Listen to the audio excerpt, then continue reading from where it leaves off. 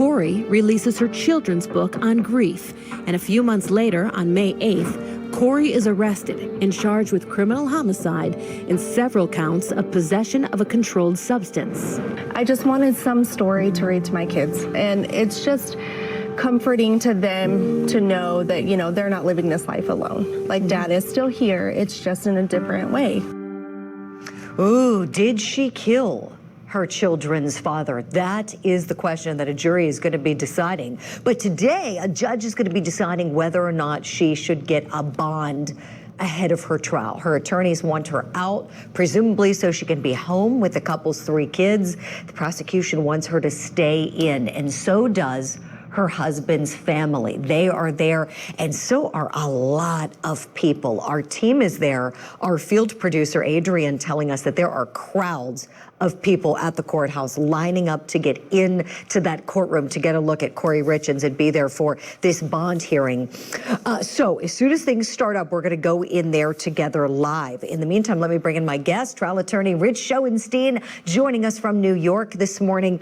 Rich, what do you think this judge is going to do with her, please? Oh boy, this is quite a case, Julie. So, you know, the question on a bond hearing is really, is the defendant a risk to public safety, and is she a flight risk? And I frankly think the answer to both of those questions is yes. This is allegedly a premeditated, extremely well thought out and calculated murder of her husband.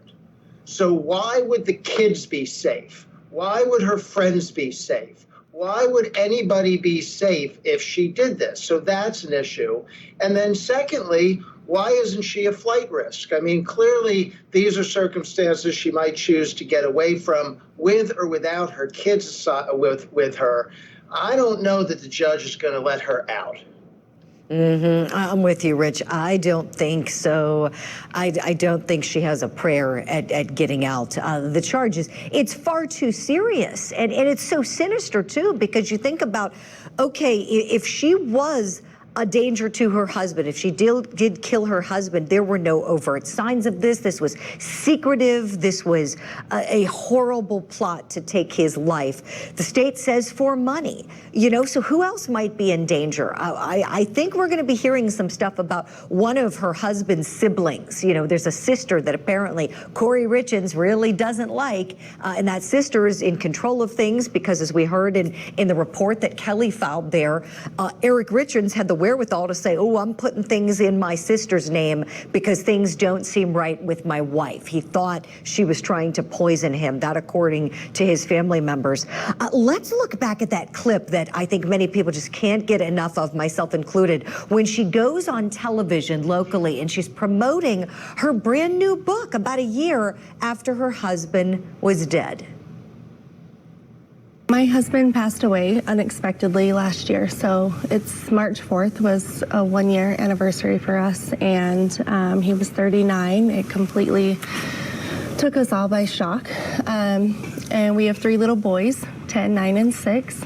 And, you know, my kids and I kind of wrote this book on the different emotions and grieving processes that we've experienced last year. Rich Schoenstein, I got to tell you, what I really want to know is if she gave those interviewers any instructions to not ask how he died. Because I noticed as I was watching it, I'm like, well, why wouldn't you go into it? Oh, he died unexpectedly. Oh, he was 39 years old, a picture of health. Why wouldn't the natural question be, well, what happened? How did he die? What, you know, that wasn't asked. Neither one of those interviewers touched on it, and I wonder if they were told not to. And like, let's go behind the scenes a little bit, Rich. So let's just say we're on the team of the prosecution. We would want to go and subpoena those 2 interviewers, or even just give them a call without a subpoena. A lot of times you can get things done with just a phone call and say, harken back to this date. Did she tell you to avoid that question? And then if so, right, they bring this in the case, do they not?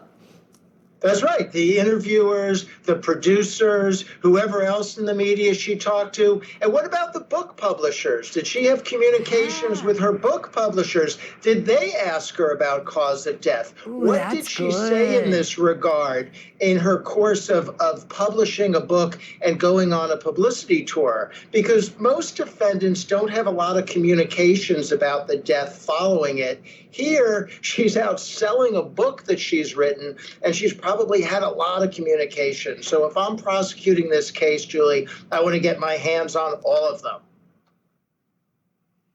Love what you said there, Rich. Thank you for that. That is a great idea. Yes, go talk to the publisher, see what conversations were had, what did she say, and then use all of those words against her. If you're the prosecution, that is what you're going to do.